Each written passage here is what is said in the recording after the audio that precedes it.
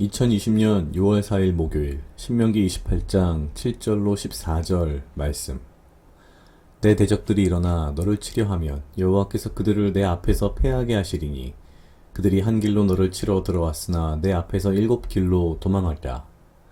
여호와께서 명하사 내 창고와 내 손으로 하는 모든 일에 복을 내리시고 내 하나님 여호와께서 내게 주시는 땅에서 내게 복을 주실 것이며 내가 내 하나님 여호와의 명령을 지켜 그 길로 행하면 여호와께서 내게 맹세하신 대로 너를 세워 자기의 성민이 되게 하시리니 너를 여호와의 이름으로 일컬음을 세계 만민이 보고 너를 두려워하리라. 여호와께서 내게 주리라고 내 열조에게 맹세하신 땅에서 내게 복을 주사 내 몸의 소생과 육축의 새끼와 토지의 소산으로 많게 하시며 여호와께서 너를 위하여 하늘의 아름다운 보고를 열으사 내 땅에 때를 따라 비를 내리시고 내 손으로 하는 모든 일에 복을 주시리니 내가 많은 민족에게 꾸어줄지라도 너는 꾸지 아니할 것이요 여호와께서 너로 머리가 되고 꼬리가 되지 않게 하시며 위에만 있고 아래에 있지 않게 하시리니 오직 너는 내가 오늘날 내게 명하는 내 하나님 여호와의 명령을 듣고 지켜 행하며 내가 오늘날 너희에게 명하는 그 말씀을 떠나 좌로나 우로나 치우치지 아니하고 다른 신을 따라 섬기지 아니하면 이와 같으리라. 아멘. 오늘 신명기 28장 7절로 14절 말씀은 어제 말씀에 이어서 하나님의 말씀을 지켜 행하면, 율법을 잘 따르면 어떠한 복을 받을 것인지에 대한 이야기를 조금 더 자세하게 하십니다. 사실 처음 보는 말씀도 아니고 처음 듣는 이야기도 아니지만 오늘은 왠지 이 말씀을 읽으면서 솔직히 별로 그렇게 부럽구나라는 생각을 하지 않게 되었습니다. 이유가 있다면 이렇습니다. 사실 여기에 나오는 이 모든 말씀은 참 우리가 그냥 읽는 것만으로도, 생각만 하는 것만으로도 너무 기분이 좋아지는 이야기임에 분명합니다. 여호와의 말씀을, 여호와께서 내게 맹세하신 대로 너를 세워 자기의 성민이 되게 하시리니, 하나님의 백성이 된다, 거룩한 백성이 된다. 굉장히 기분 좋은 이야기입니다. 은혜로운 말씀이죠. 그런데 그런 생각이 들었습니다. 이 모든 것은 어디까지나 우리가 하나님의 말씀을 단 하나의 어김도 없이 완벽하게 율법을 지켰을 때의 이야기입니다. 마지막 14절에 이렇게 되어 있습니다. 내가 오늘날 너희에게 명하는 그 말씀을 떠나 좌로나 우로나 치우치지 아니하고 다른 신을 따라 섬기지 아니하면 이와 같으리라. 어제 이야기한 것처럼 과연 우리가 단 하나의 어김도 없이, 틀림도 없이 1.1획도 틀리지 않고 하나님의 말씀을 지킬 수 있다 라고 한다면 모르겠지만 저는 개인적으로 그 자체가 불가능하다고 생각합니다. 그리고 여기 등장하는 수많은 이 축복들의 내용들을 가만히 들여다보면 사실 글쎄요, 뭔가 굉장히 경쟁적인 이야기들, 경쟁을 통한 승리의 이야기들을 많이 하십니다.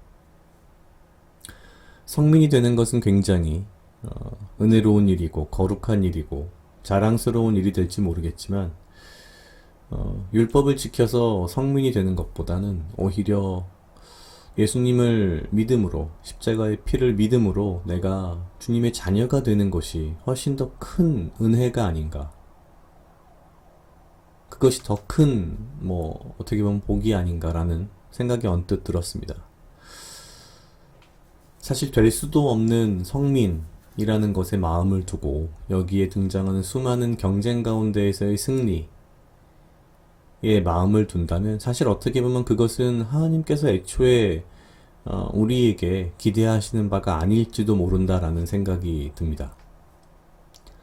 우리가 주님의 말씀을 분명히 따른다면 이러한 축복을 분명히 받겠지만 사실 주님께서 우리에게 이러한 축복을 받기 위해서 말씀을 따르라라고 하신 것과는 조금 내용이 다르지 않나라는 생각이 듭니다.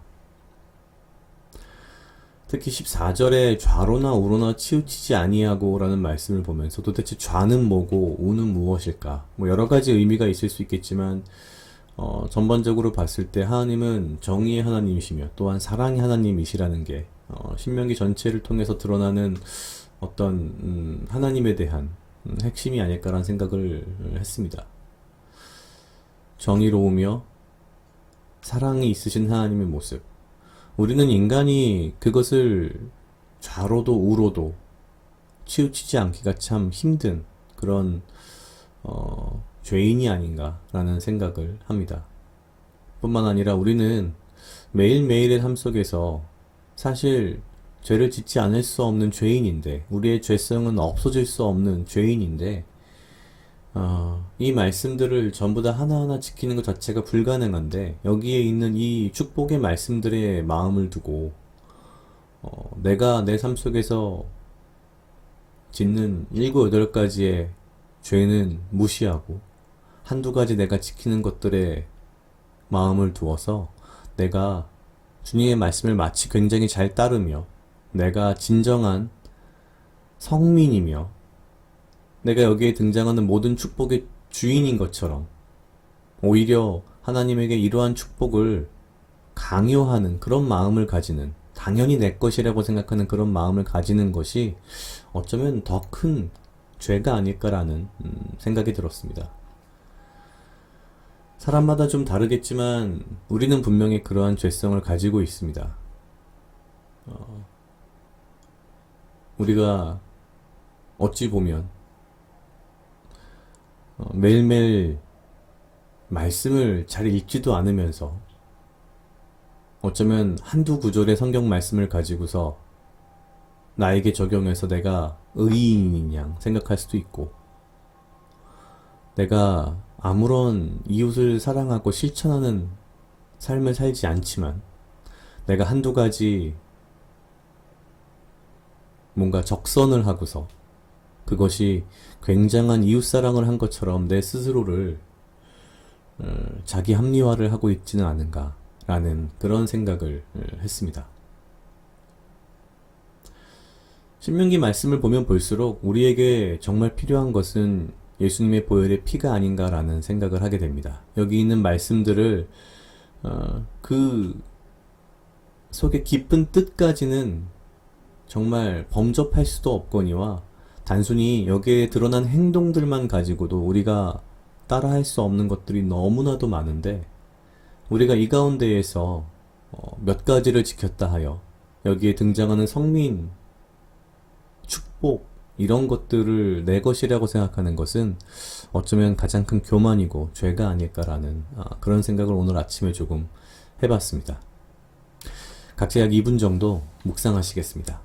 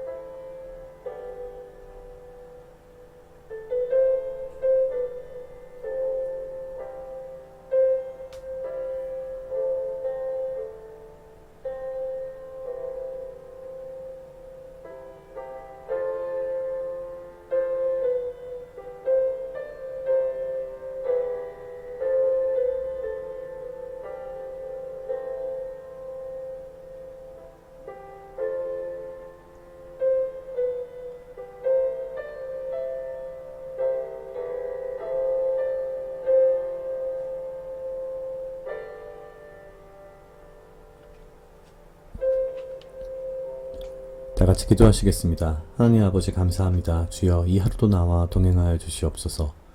주님, 나로 하여금 사랑하게 하시옵소서. 아버지여, 나를 헤아려 하는 그 어떠한 무리들로부터 나를 지키고 보호하여 주시며 내가 오직 주님 주시는 지혜와 명철로 이 하루를 살아가고 나에게 필요한 건강과 육체적 강건함을 허락하여 주시옵소서. 주님, 내가 당신의 말씀을, 당신의 율법에 적힌 그 내용들을 다 지키지 못하면서도 마치 내가 의인인 양, 내가 마치 주님의 거룩한 성별된 성민인 양 착각하고 교만하며 이 말씀들 가운데 있는 축복이 당연히 나의 것이라고 주장하는 교만함을 내 마음 가운데서 꺾어버리시고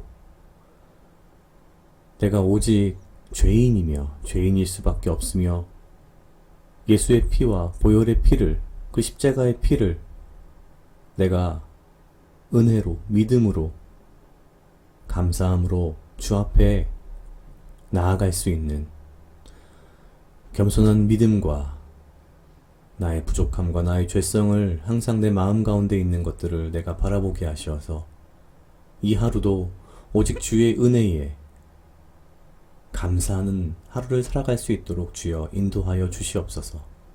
감사합니다. 이 모든 말씀 예수님 이름으로 기도드렸습니다. 아멘.